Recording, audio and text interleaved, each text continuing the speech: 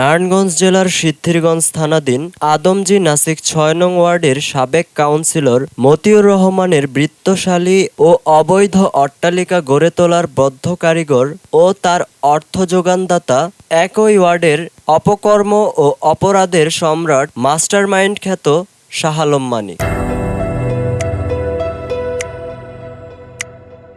তিনি ভূমিদস্যু হিসেবেও নাসিক ৬ নং ওয়ার্ডের বিগত দিনগুলোতে বিভিন্ন মানুষের বাসস্থান ও জমি জবরদখল করেন।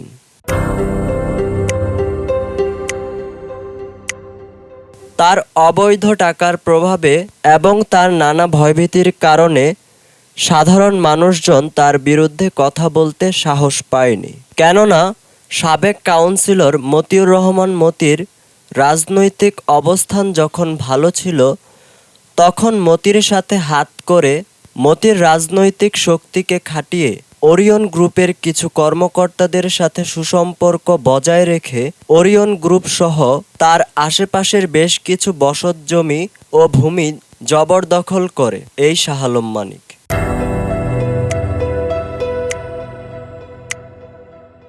এছাড়াও মতির সাথে মিলে তার রাজনৈতিক প্রভাবকে কাজে লাগিয়ে শাহ আলম মানিক তার অন্যায় অপকর্মকে প্রসারিত করেছে।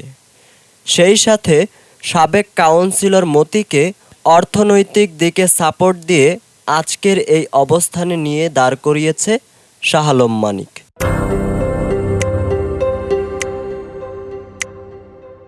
যা বলতে গেলে বোঝা যায়, কাউন্সিলর মতিকে আজকের মতিউর রহমান মতি গড়ে তোলার পেছনের বদ্ধ কারিগর হচ্ছে মাস্টারমাইন্ড শাহ আলম মানিক।